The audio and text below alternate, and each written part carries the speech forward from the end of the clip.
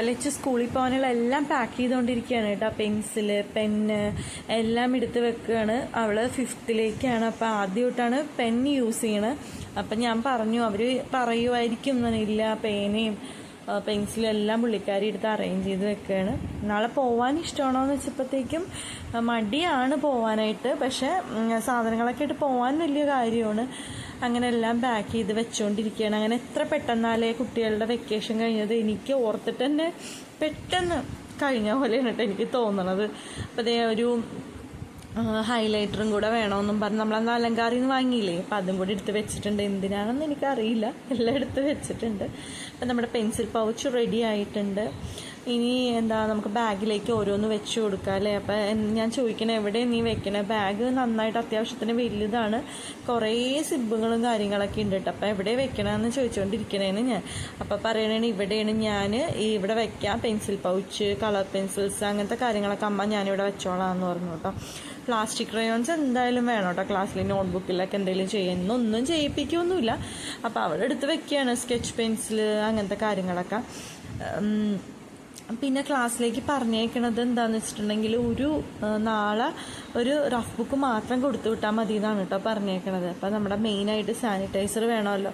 സത്യത്തിൽ ഞങ്ങൾ മറന്നിരിക്കണമായിരുന്നു. പിന്നെ ലാസ്റ്റ് ഇതേ എൻ്റെ വീട്ടിൽ നിന്ന് വരാൻ നേരത്താണ് അതൊക്കെ വാങ്ങിയത്. പിന്നെ ഒരു കുഞ്ഞ് പേഴ്സ്, ഞാൻ പൈസയൊന്നും ഇല്ല കേട്ടോ, വെറും കാലിയാണ്. അപ്പം അതും കൂടെ ഞാൻ വെച്ചേക്കാം എന്നൊക്കെ പറഞ്ഞ് എല്ലാം എടുത്ത് വെച്ചിട്ടുണ്ട്.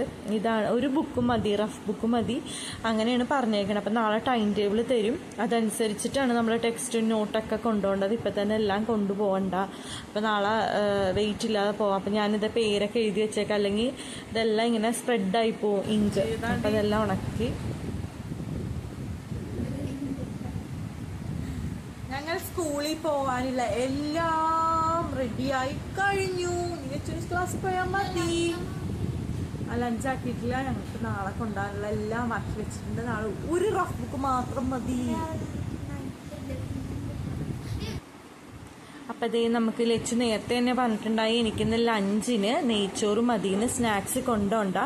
നമ്മുടെ സ്കൂളിൻ്റെ അപ്പുറത്താണ് കേട്ടോ പുന്നക്കൽ സ്കൂൾ. അവിടെ നമ്മുടെ ചീഫ് മിനിസ്റ്റർ പ്രവേശനോത്സവത്തിന് വരുന്നുണ്ട്. അത് കാരണം അവിടെ ബ്ലോക്ക് വരാതിരിക്കാനായിട്ടാണ്. വലിയ കുട്ടികൾക്ക് 8 മണിക്ക് എത്തണമായിരുന്നു, ഇവർക്ക് 11-11:30 ഉള്ളിൽ എത്തിയാൽ മതി. അപ്പം സ്നാക്ക് കൊണ്ടുപോകേണ്ട കാര്യമില്ലല്ലോ. അപ്പം തൈരും നെയ്ച്ചോറും മാത്രം മതി, വേറെ എനിക്കൊരു സാധനവും വേണ്ടാന്ന് പറഞ്ഞു കേട്ടോ.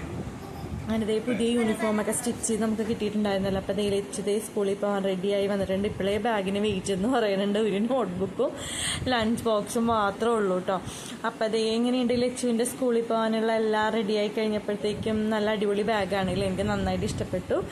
അപ്പോൾ അതേ നമ്മൾ പോയിക്കൊണ്ടിരിക്കുകയാണ് കേട്ടോ ലച്ചുവിനെ ആക്കാനായിട്ട്. ഇപ്പം ഇന്ന് നമ്മൾ രണ്ടാളും കൂടെ കൊണ്ടാക്കാമെന്ന് വിചാരിച്ചു. അപ്പം നമുക്ക് ക്ലാസ് വരെ ആക്കി കൊടുക്കാമെന്ന് അവർ പറയുന്നുണ്ട് കേട്ടോ. അപ്പം ഞാൻ നമുക്ക് കുറച്ച് നേരത്തെ ഇറങ്ങാം, അല്ലെങ്കിൽ പിന്നെ ബ്ലോക്ക് കിട്ടിയാൽ പണിയാവും. 5 മിനിറ്റ് മതി കേട്ടോ, ബ്ലോക്കൊന്നുമില്ല. ഞങ്ങളുടെ വീട്ടിൽ നിന്ന് സ്കൂളിലേക്ക് ലച്ചു പഠിക്കുന്നത് ഭവൻസ് വിദ്യാമന്ദിർ എളമക്കര, അവിടെയാണ് കേട്ടോ ലച്ചു പഠിക്കണത്. അപ്പോൾ ആളുകളൊക്കെ വരാൻ തുടങ്ങണുള്ളൂ. വിചാരിച്ചത്ര ട്രാഫിക് ബ്ലോക്കും കാര്യങ്ങളൊന്നും ഇല്ല കേട്ടോ.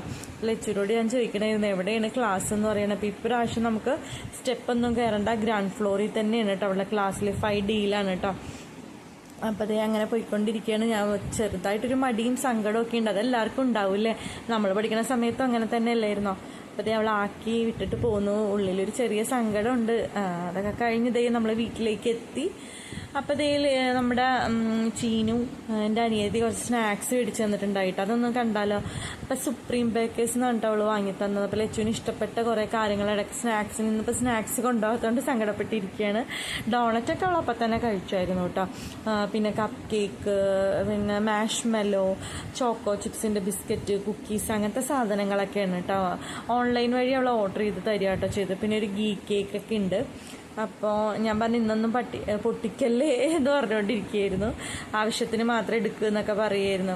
ഞങ്ങളങ്ങനെ അപ്പം ഇന്ന് സ്നാക്ക് കൊണ്ടുപോകാത്തതിൻ്റെ സങ്കടത്തിൽ വീട്ടിലിരുന്ന് തന്നെ കഴിച്ചിട്ടാണ് കേട്ടോ പോയത്.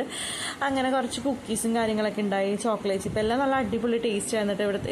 ഇവരുടെ ഒരു ബ്രെഡ് ഉണ്ടായിരുന്നു, അത് നല്ല ടേസ്റ്റ് ഉണ്ടായി. എല്ലാ സംഭവവും നല്ല ക്വാളിറ്റിയും നല്ല ടേസ്റ്റും എല്ലാം ആണ് കേട്ടോ. ലച്ചു ഭയങ്കര ഹാപ്പിയായി. പിന്നെ ഉണ്ണിയപ്പം ഉണ്ടായിരുന്നു. ഉണ്ണിയപ്പമൊക്കെ എല്ലാവർക്കും ഭയങ്കരമായിട്ട് ഇഷ്ടപ്പെട്ടു കേട്ടോ. പിന്നെ മാക്രോൺ എണ്ണം ഉണ്ടായി കേട്ടോ. അപ്പം അതെല്ലാം കഴിഞ്ഞു കേട്ടോ.